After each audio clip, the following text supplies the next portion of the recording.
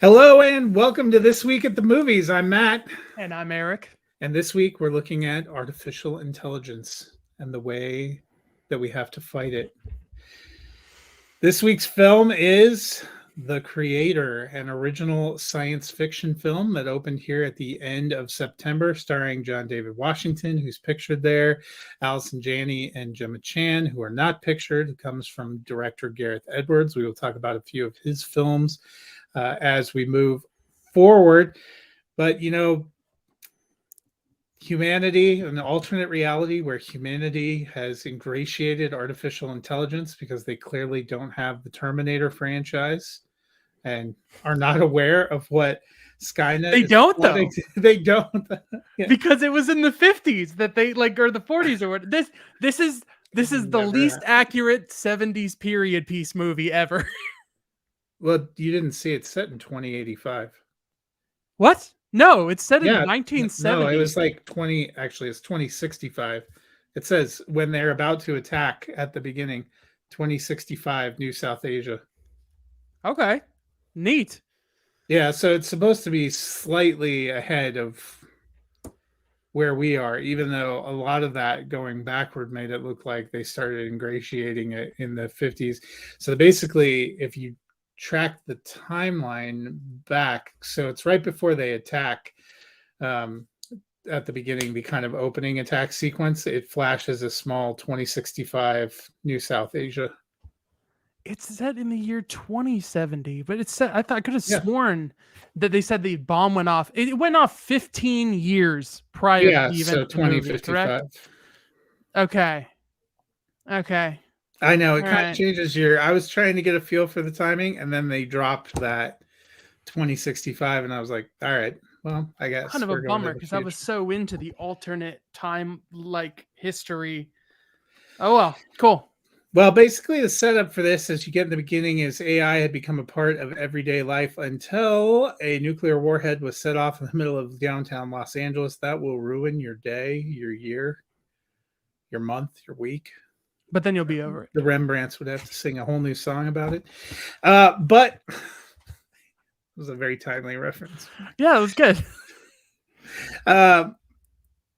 So the United States declares war on AI, but they didn't really want to specify a country, so it's just New Asia, which Yeah, is all the country Asians. of New Asia.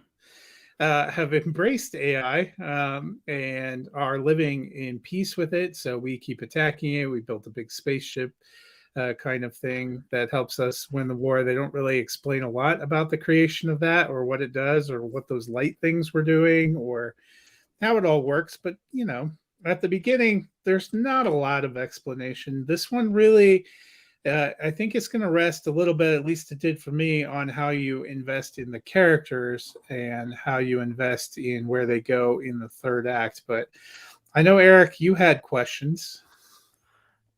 I have so many, but I think a lot of them are answered. I think this is a movie that will be favorable on rewatch. But I'm going to be honest about my opinion as it stands now and just let that be subject to change later. So do you want to go first or what do you want? Well, I can start out. I was curious about this one. I like the trailers. I generally like the cast. For me, I thought it started a little bit slow, and there isn't a heck of a lot of development for anyone that's not played by John David Washington.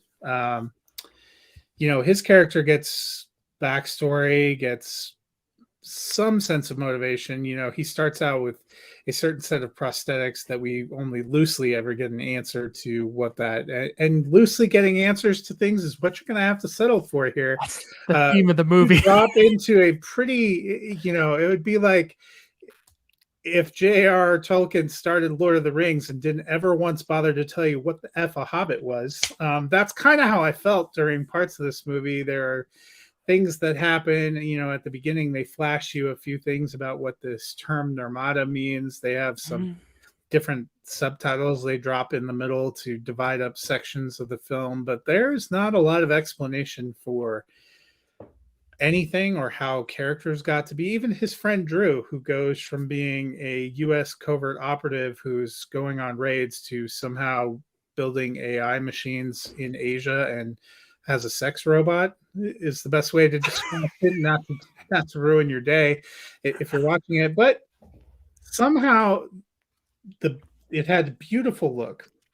The Oh, visual absolutely. stunning. There's a lot of different mixture. I got some very strong Blade Runner vibes at times here. Yep. You get some very strong Rogue One vibes at times, which makes sense I've because heard people mention District 9 a little bit too. I didn't care for that movie at all, so that didn't ever once cross my mind, as it never does, unless somebody mentions it, and then I remember my hatred of that film.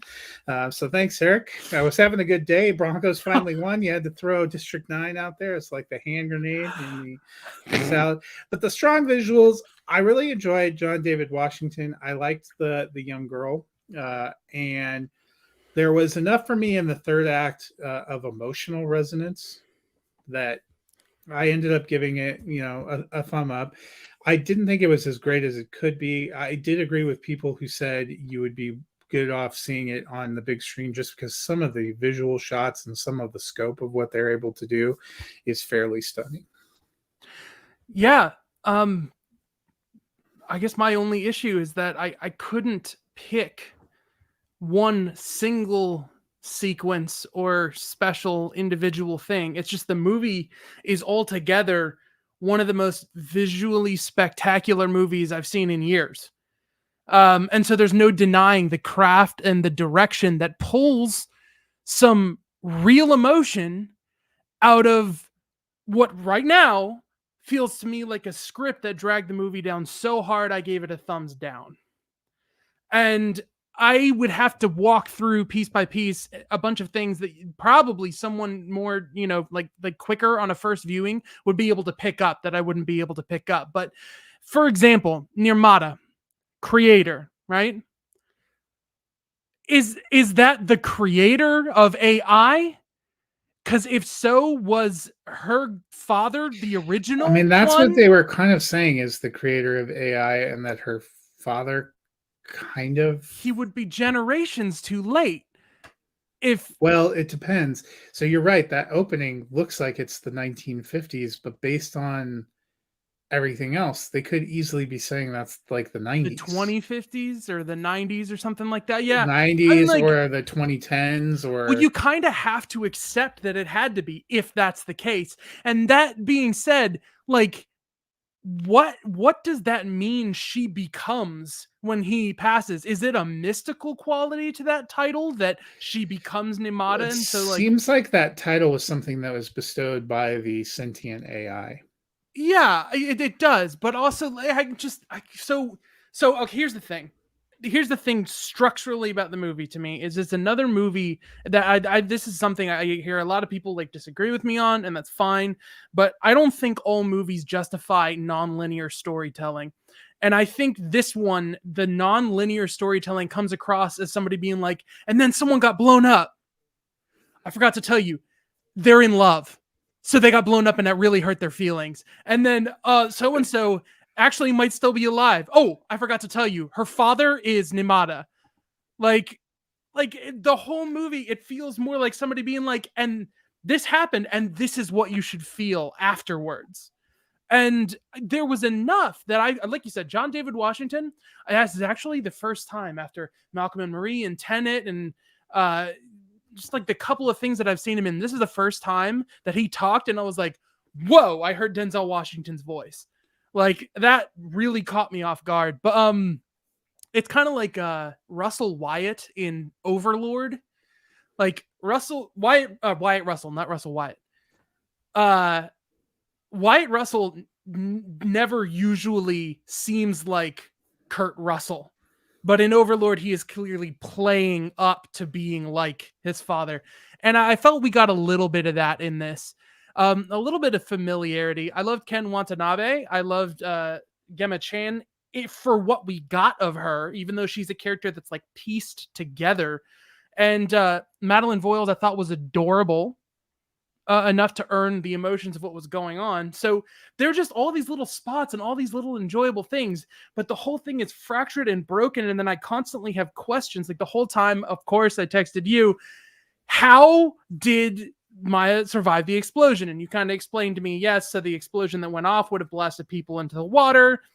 I don't know. I guess still, I'm sitting here thinking a concussive blast. But you could be in a coma. Your body wouldn't be disintegrated, I guess. So yeah, well, and it seems like the AI fought hard to try to keep her alive yeah, it was really bizarre that but then at the same time, because you of get how to revered she is. I'm trying to keep like the spoilers to like Act 1, but like there's My a point bigger where question, how do the AI people who they just mapped skin onto, how does it age?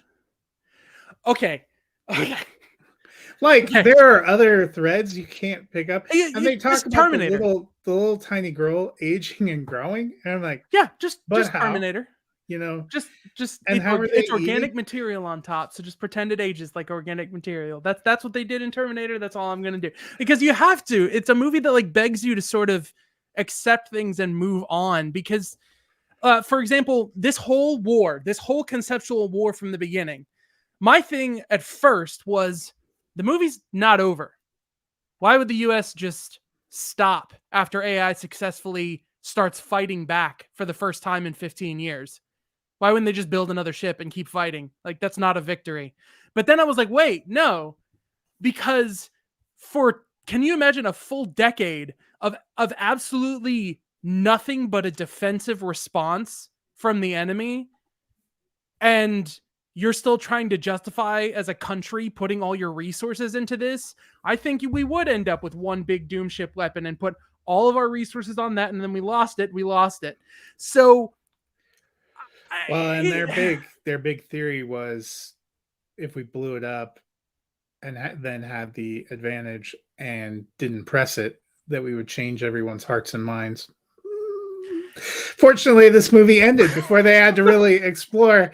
You know, I would say a few millennia of history. It's like, makes me question whether that would actually be the case. I really don't feel like the ending. I feel like the emotions of the ending were earned, but I don't feel like the ending as written was justified for the motivations of the characters that were set up. You know what? It reminds me of the visuals are strong enough to keep you engaged. This would have been for me what Dune would have been if they would have done anywhat of a better job about making Paul Atreides an actual character, because I had zero connection to him. So I kind of ended up just giving that 3 stars because technically it was like a brilliant masterpiece. Yeah. And sometimes I think that's been the case for Denis Villeneuve. Some of his stories, if you really think about them too hard, don't totally work. But that was Dune for me was beautiful, but I had zero connection to the story. And for a while, I thought that's where this one was tracking. But there was enough with John David Washington's Joshua and that little girl in a couple of those sequences, and him seeing his wife in that, and why they build a cornfield in the middle of their ultimate weapon. See, from a visual standpoint, it's like, you see that. I think there's also a little too much for me of the pattern repeating, the doomed mission to basically blow up a ship and help a band of rebels. I was 100% that right there. Yeah. If you want to blow up a ship, it's a smart idea to put a bomb on one of their missiles to blow up their armory and start a chain reaction. Why would you put your bomb on the missile that's about to drop out of the ship? And then turn the power back on. So I wondered about that too. They let the power come back on. Why did that missile not fire? I don't know. This whole thing, and it's like, it's a big deal that he's like hanging on and he might fall out. And it's like, why? Just don't jump on them. Just go back into this backstock and pick another one. Like, I don't know if just the stakes were there, or if it was something lost in editing, or if I know we've made you more intrigued about this movie or less intrigued, but it's certainly. Well, I always generally the hard part for me about rating movies is I always end up catching things and understanding things the second time. I'm a slow person. I'm not the fastest person on the planet Earth, and I don't mind, like admitting that. And it's that's one of the things that hit me. I really love Brandon Cronenberg's Possessor, which I got in the mood to watch because of sci-fi, just watching like a gritty, grounded sci-fi. And this was the second time that I watched it leading up to this, and there was something so much more profound now that the shock value had worn off of what happens in that story. And I really grew to like that movie more watching it. And this is another one that I'm so like blasted with questions that I think watching the movie a second time, I'm going to be able to either pay attention to the answers or feel the emotions more because I'm not worried about seeing new things every 5 seconds. So I can see me changing my rating on this later, but I can't deny that the experience of this movie was just like an onslaught of reasons, like fighting my ability to engage emotionally with something that I wanted to engage emotionally with. Like wow.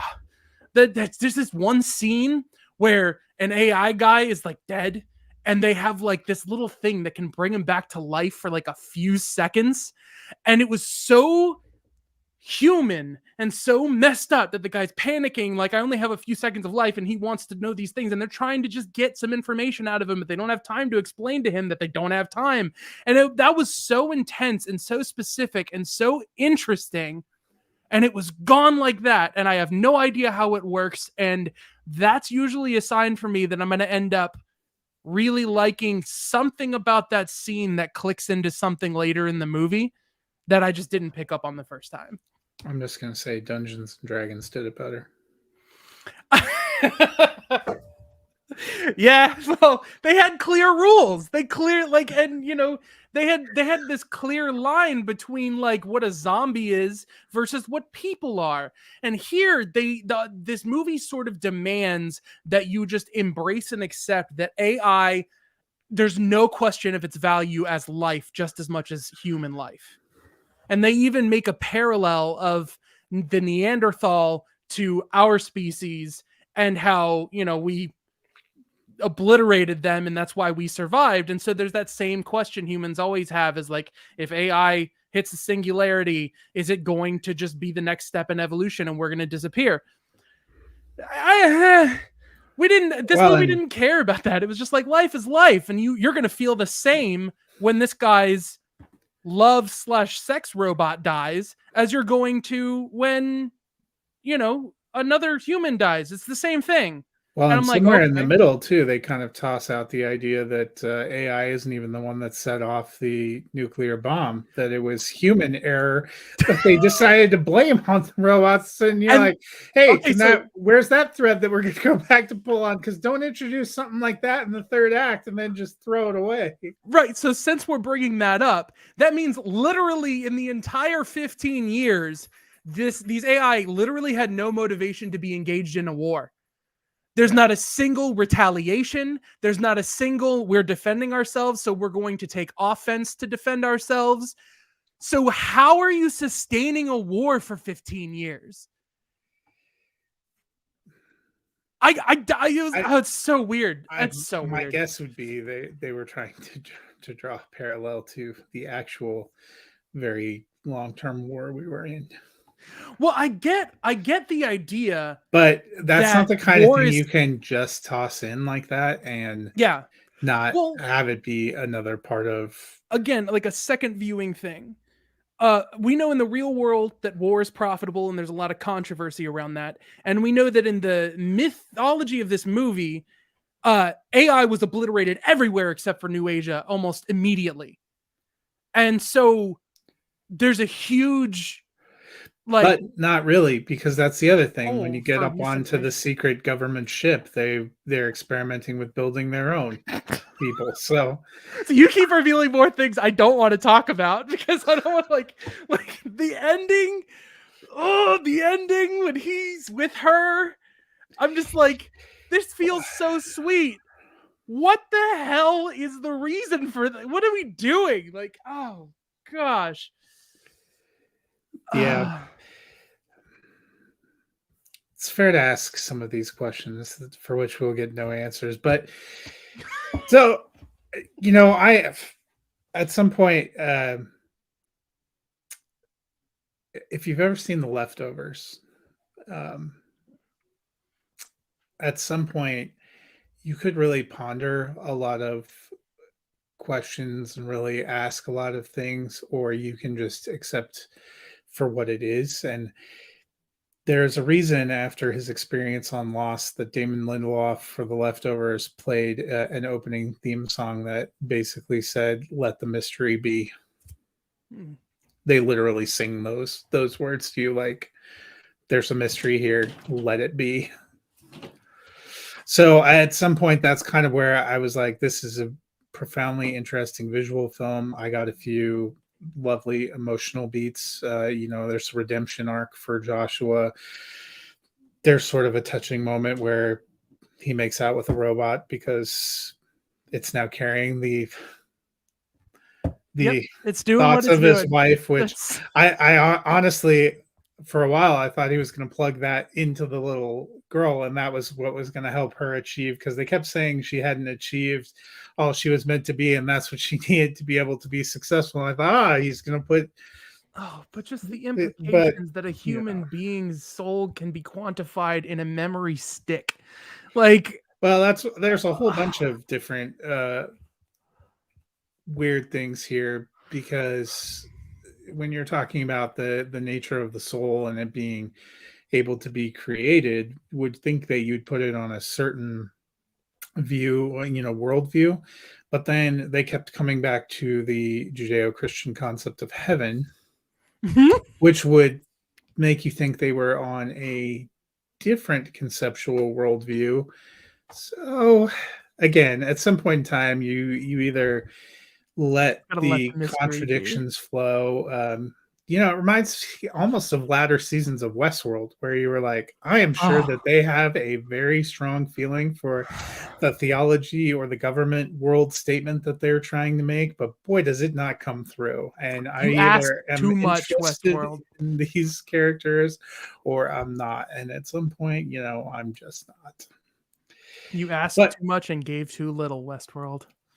what kind of led to this collaboration is, Gareth Edwards, I mentioned, was the director of Rogue One. He co-wrote the screenplay with Chris Weitz. They were the screenwriting team that gave us Rogue One, a Star Wars story, which was released back in 2016, which I would say, if you didn't have the words "a Star Wars story" and you didn't have the last 5 minutes, which directly connects to A New Hope, Mm, it almost feels like its own original mhm. sci-fi concept in a lot of ways, because it's sort of wholly disconnected from a lot of the things that we had thought about in both the prequels and the original Star Wars series. I mean, there are people that have gripes about the amount of fan service, but I generally agree. I love that you use the poster you use that shows Forrest Whitaker with his hair, because infamously, this movie was gutted from what it was only a few months before it was in theaters, where the trailer shows like confrontations and set pieces and things that are not in the final movie.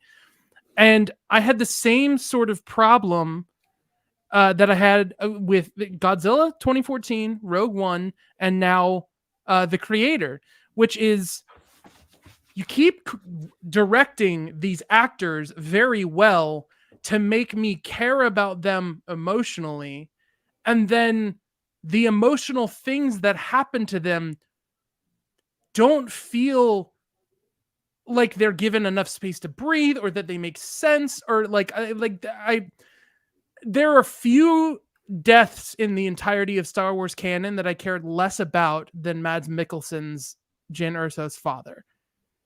I couldn't feel anything, and that's He I wasn't really a fully developed character. I think if the ones yeah, that you care about is basically what I'm going to call the Suicide Squad, or Cash when Andor, Bodhi. when they're sending a squadron of fighters and they're like, we're going to send the blue squad, and I was like, oh, I didn't know they had a blue. Oh, right. It's like, we've got the gray, we've got the gold squadron, we've got the green, the Green Squadron. Let's send the Blue Squadron. I was like, they've never had a blue. Oh, right. Yeah. Yeah. Yeah, and I like that. There's something. So this the Rogue One was early on when they started using the LCD screens as rear projection technology, and they were using it so creatively to like integrate footage from the original Star Wars to let like Red Squadron and like different things live in the same world. And man, Gareth Edwards knows how to create a world on screen, and he knows how to explore it. I just don't think he knows how to make you feel everything he wants you to feel. But I think even when you look, so we just named two major franchises he's been a part of, and yet it's incredibly clear that his entries in those franchises are completely detached from everything else. Yeah. Rogue One was meant to be the first kind of outlier. They never really went back to that. I would say, I would contend that Solo is almost a lot more connected because you have a major character, and that's what kills some of the stakes. You're like, I wonder if Han Solo and this Lando Calrissian are in danger.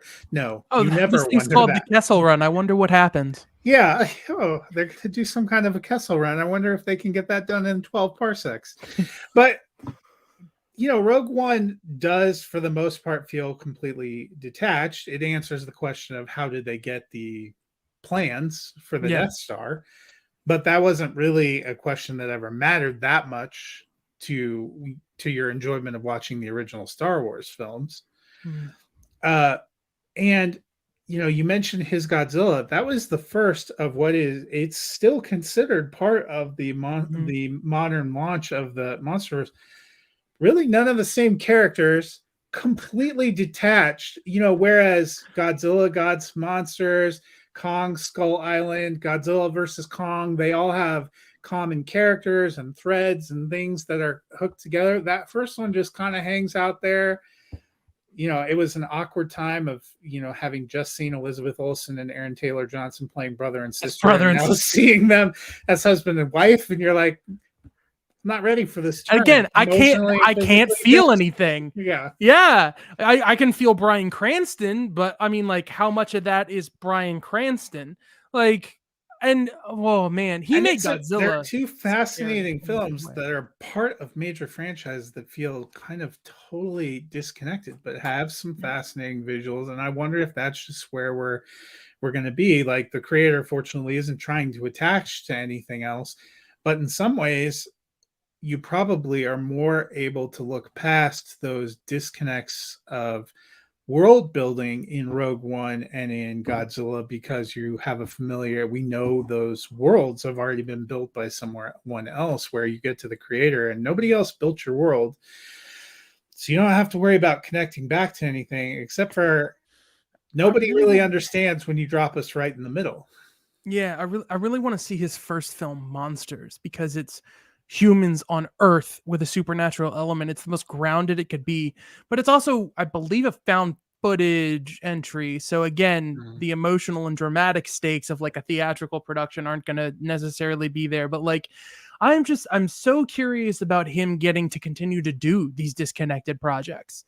Like, I kind of don't want him to like make The Creator 2. I want him to make a new thing. Oh, I don't want to see another. No offense. I enjoyed The Creator for what it is. Not every movie needs to be a franchise. This one ended. But I don't even know what you. I mean, did it? But still, it's over. Yeah. Secretly, John David Washington and Robot Maya survived blowing up and crashing into the air. I do have one last question for you. Rogue One I never thought about it ending up this way when I was watching it, but it seems to be a Star Wars film that really polarizes people. Some people love it, some people hate it. Yeah. Where does it sit for you among Star Wars films? I've watched it once in theaters. And we just talked about me needing to watch movies twice. Like it's literally, it just came down to that for me, that like I did not understand the criticism of the movie when it came out. I understand the too much fan service thing, but at the same time, you're trying to set the movie deliberately a few minutes before the beginning of A New Hope. How are you not going to overlap with a ton of the same visuals and characters and things? I mean, there's some things that are unnecessary, like I call him Buttface from A New Hope. Those guys, Dr. Evazan and that guy. You don't need them, but I don't have any problems with it. And a lot of people criticize the movie for having stock characters that you can't, like, nobody remembers their name. And I don't remember Donnie Yen's name, but I remember him and his partner pretty significantly and their unique take on the Force, and that being a fascinating thing. Which it's interesting that that's a criticism, since Cassian Andor basically got his entire my gosh series. That whole arc to me was like something that is something no one ever talks about, how the rebels are a rebellion who are nitty and gritty and scrapping and not necessarily morally in the right all the time. And his character always stuck out to me. I was like, Cassian Andor is him. More than even Jane Erso. Jane Erso, to me, like she just I didn't feel, it just feels like Aaron Taylor Johnson from Godzilla. She's leading the plot. She has a personality. She's there. She's driving things, but nothing that happened to her made me feel anything. And because it didn't emotionally resonate in that way, I've never felt driven to go back and watch it. So, but there's so many cool and interesting concepts and ideas in there. I never understood the criticism that it's just like worthless or blown off or, yeah. So, yeah. I mean, I enjoy it quite a bit. I have a top 3 of Star Wars for me, but it has simultaneously one of the best and worst scenes with the character Darth Vader ever. There's "Don't choke on your inhibitions," which is hilarious, and I can't decide whether I hate it or love it because of how hilarious it is. And then there's, of course, his giant rampage right at the end. The iconic rampage. I know, actually, you didn't like that? No, I liked that. That to me was the best scene. Okay. "Don't choke on your inhibitions" was. I thought you were saying you liked the. No. Joking, didn't like the end, and I'm like, No. And they'd be kind of on opposite ends there. No. Yeah, there's stuff about the production design of Rogue One that like Darth Vader's chain is hanging underneath the rim of his helmet. And then I look at like A New Hope, and that is kind of happening with the character in A New Hope, but just it's so bulky. It's like so weird, like recreating decades later the exact same look, that it looks 99% of the way there, which means that 1% like really sticks out. So I don't know. It's crazy. Well, I don't know if you've noticed, Eric, but we are into October. And that means a different kind of film is coming. Later in the month of October, we will be getting probably at least one of the huge contenders for Best Picture in Killers of the Flower Moon. Mm-hmm.